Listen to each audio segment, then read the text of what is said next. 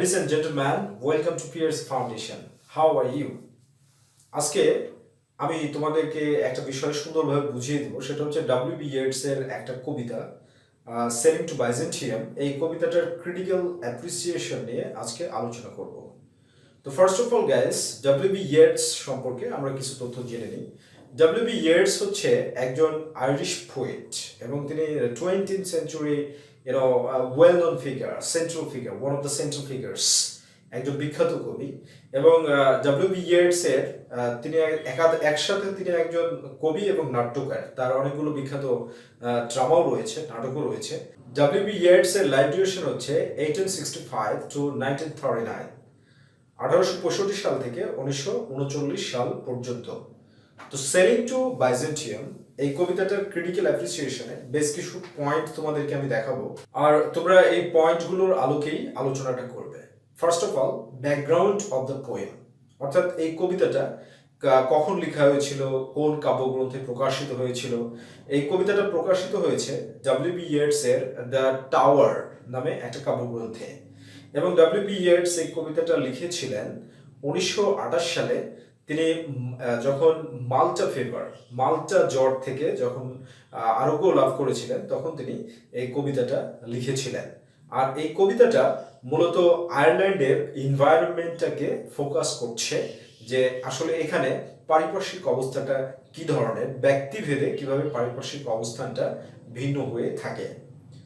তো letter on এবার চলে আসে এই কবিতাটার রোমান্টিক এলিমেন্টস, কারণ এই কবিতাটার মধ্যে রোমান্টিক এলিমেন্টস আছে। রোমান্টিক এলিমেন্টসের ক্ষেত্রে ফার্স্ট পয়েন্ট যেটা আসে সেটা হচ্ছে হাই ইমাজিনেশন। হাই ইমাজিনেশন কি? উচ্চ কল্পনা। তো এখানে উচ্চ কল্পনা কেন? কারণ হচ্ছে এই কবিতাটায় যে নামটা ব্যবহার করা হয়, সে নামটা হচ্ছে একটা হিস্টোরিক অ্যালিউশন। কিন্তু এখানে এই বাইজেন্টিয়াম হচ্ছে কি? বাইজেন্টিয়াম হচ্ছে প্রাচীন রোমের যে ক্যাপিটাল বাইজেন্টিয়াম, সেটা হচ্ছে বাইজেন্টিয়াম। তো এই বাইজেন্টিয়াম কিন্তু আসলে কোনো ঐতিহাসিক শহরকে এখানে তিনি বোঝাচ্ছেন না। এখানে বেসিক্যালি যে বিষয়টা ডব্লিউ.বি. ইয়েটস বোঝাচ্ছে, তার কল্পনার মাধ্যমে একটা আইডিয়াল ওয়ার্ল্ডকে বোঝাচ্ছে। ঠিক আছে? সো এই যে আইডিয়াল ওয়ার্ল্ড এর কল্পনা করা, এটা কিন্তু জন কিটসের ওড টু নাইটিঙ্গেলের সাথে সিমিলার, গ্রেসিয়ান আর্নের সাথে সিমিলার। ওকে, তো এরপরে কি আসে? সাবজেক্টিভিটি কেন? কারণ ডব্লিউ.বি. ইয়েটস এখানে ফার্স্ট পারসন পার্সপেক্টিভ থেকে কবিতাটাকে বর্ণনা করেছেন। বলছে আমি একটা যাত্রা করতে চাই। কোথায় যাত্রা করতে চাই? বাইজেন্টিয়ামে যাত্রা করতে চাই। বাইজেন্টিয়ামে যাত্রা করে একটা আদর্শ পৃথিবী, যে পৃথিবীটা করাপশন থেকে মুক্ত, যে পৃথিবীটা সকল ধরনের ফ্রেড অ্যান্ড ফেভার থেকে মুক্ত, এ ধরনের একটা আদর্শ পৃথিবী। তার মানে এখানে হ্যাভেনকে বোঝানো হচ্ছে। বেসিক্যালি ইউ ক্যান থিঙ্ক, তোমরা এটা মনে করতে পারো যেটা হ্যাভেন, অবশ্যই হ্যাভেনকেই বোঝানো হচ্ছে বেসিক্যালি। কারণ ডব্লিউ.বি. ইয়েটস কবিতাটা লিখেছে কত সালে? 1928 সালে। 1928 সালে। আর তার জন্ম কত সালে? 1865-এ। তার মানে তোমরা কি বুঝতে পারছো যে ডব্লিউ.বি. ইয়েটস যখন এই কবিতাটা লিখে, তখন তার এজ মোর দেন 60 ইয়ার্স ছিল। তার বয়স কিন্তু গাইস 60 ইয়ার্স ক্রস করেছিল, অর্থাৎ 60 বছরের বেশি হয়ে গিয়েছিল। এবার দ্বিতীয় নাম্বার হচ্ছে ন্যাচারাল বিউটি আর ন্যাচারাল ওয়ার্ল্ড, যে বিষয়টা আসে, সে বিষয়টা এই কবিতাটাতে পাওয়া যাচ্ছে। কারণ এখানে বলা হয়েছে গোল্ডেন ট্রিজ, গোল্ডেন বার্ড, তারপরে এখানে বলা হয়েছে বিভিন্ন ধরনের ন্যাচারের কথা বলা হয়েছে। তো কখনো যদি তোমাকে ডব্লিউ.বি. ইয়েটসকে রোমান্টিক কবি হিসেবে প্রমাণ করতে হয়, তাহলে ল্যাক এল অফ ইনিসফ্রি এবং বাইজেন্টিয়াম এই কবিতা দুইটি দ্বারা তুমি ডব্লিউ.বি. ইয়েটসকে রোমান্টিক প্রমাণ করতে পারো। তাহলে এখান থেকে আমরা বুঝতে পারছি এই কবিতাটার মধ্যে যথেষ্ট রোমান্টিক এলিমেন্টস রয়েছে। এবার গাইজ চলে যাই, এটা হচ্ছে subject matter of the poem. এই কবিতাটার মূল বিষয়বস্তু কি? এই কবিতাটাই বেসিক্যালি ডব্লিউ.বি. ইয়েটস যেটা দেখিয়েছেন সেটা হচ্ছে সাবজেক্ট ম্যাটার, যে একজন বৃদ্ধ মানুষের যে আয়ারল্যান্ডে বসবাস করার যে পারিপার্শ্বিক অবস্থা বা পরিস্থিতি, সেটা যথেষ্ট ফেভারেবল ছিল না। এখানে মানুষরা, যুবকরা সবকিছুই পাচ্ছে, কিন্তু বৃদ্ধদের জন্য ফ্যাসিলিটিটা কম। এজন্য তিনি পড়তে ওল্ড এজে এসে এমন একটা পৃথিবীর সন্ধান করছে, যে পৃথিবীতে তিনি একটা তার কল্পনার মতো দুশ্চিন্তা মুক্ত, দুর্নীতি মুক্ত একটা নির্মল পরিবেশের পৃথিবী যেন খুঁজে পায়।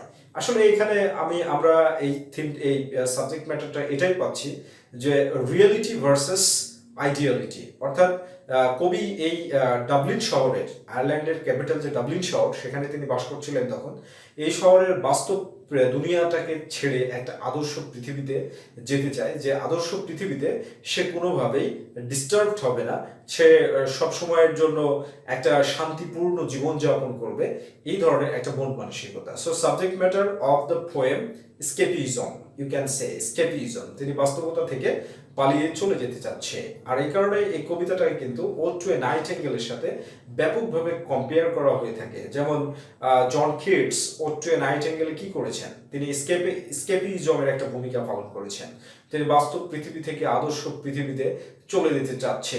এবং at the same time mosaic figures থাকার কারণে, এই মোজাইক ফিগার বলতে কি চিত্র বিচিত্র, মোজাইক MOSAIC, এই মোজাইক ফিগার আর মোজাইক পয়েন্ট অফ ভিউ থাকার কারণে এই কবিতাটাকে গ্রেসিয়ান আর্টের সাথেও at the same time compare করা হয়ে থাকে। So ideality versus reality, or the superiority of nature or art over reality, that is the subject matter of the poem. এরপরে চলে আসি guys, symbols and images of the poem. এই কবিতাটা basically সবগুলোই symbol হিসাবে ব্যবহার করা হয়েছে, এবং এখানে ইমেজ, অনেকগুলো ইমেজ দেখানো হয়েছে। যেমন দেখো, বাইজেন্টিয়াম, বাইজেন্টিয়ামটা কি? বাইজেন্টিয়াম হচ্ছে একটা ঐতিহাসিক শহর, বাইজেন্টাইন, যেটা হচ্ছে রোমের রাজধানী ছিল, প্রাচীন রোমের রাজধানী ছিল। এটা কিন্তু একটা হিস্ট্রিক বিষয়।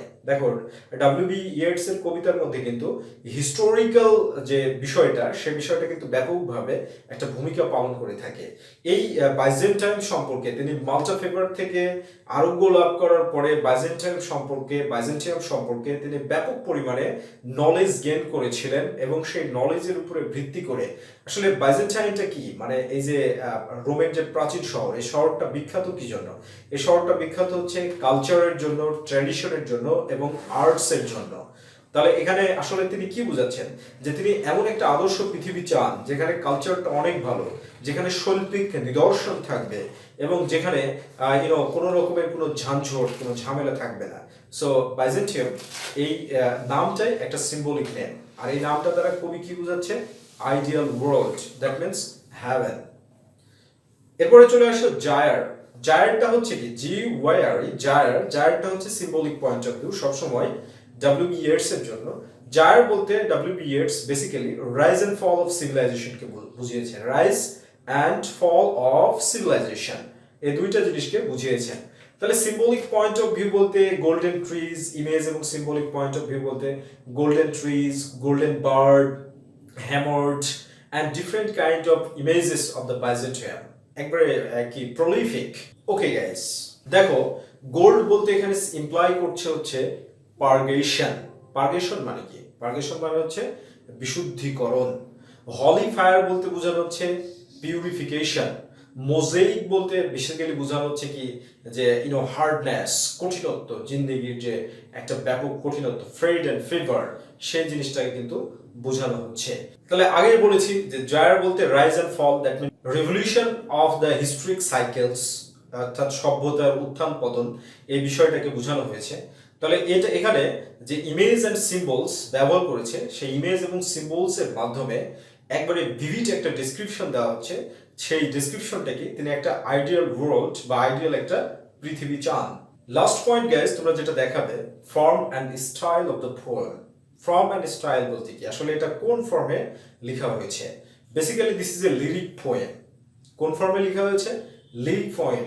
আর এটার যে রাইমটা ব্যবহার করা হয়েছে, সেই রাইমটা হচ্ছে অটেভার রাইমা আর অক্টেভার রাইমা। অক্টেভার রাইমা বা অটেভার রাইমা বলতে আমরা কি বুঝি? অটেভার রাইমা বা অক্টেভার রাইমা হচ্ছে একটা কবিতার ফর্ম বা ধরন, যেখানে 8টা লাইন থাকবে, আর প্রত্যেকটা লাইনে 10টা বা 11টা সিলেবলস থাকবে। আর এই অটেভার রাইমার যে রাইম স্কিম, সেটা হচ্ছে A B A B A B C C, এটা হচ্ছে রাইম স্কিম। তো এই ফর্মে এই কবিতাটা লেখা হয়েছে। বেসিক্যালি অটেভার রাইমা কিন্তু স্পেন্সিয়ান স্ট্যান্জা বা ইপিকের ক্ষেত্রে, এই ধরনের বিষয়ের ক্ষেত্রে কিন্তু অটেভার রাইমার ব্যবহার করা হয়ে থাকে। বাট এখানে ডব্লিউ.বি. ইয়েটস এই রোমান্টিক কবিতাটাতেই তিনি অটেভার রাইমার ব্যবহার করেছেন। তাহলে পরিশেষে আমরা বলতে পারি এটা হচ্ছে একটা ইউনিক ক্রিয়েটিভ জিনিয়াস ডব্লিউ.বি. ইয়েটস এর। আই হোপ তোমাদের conception clear. That's it, have a good day.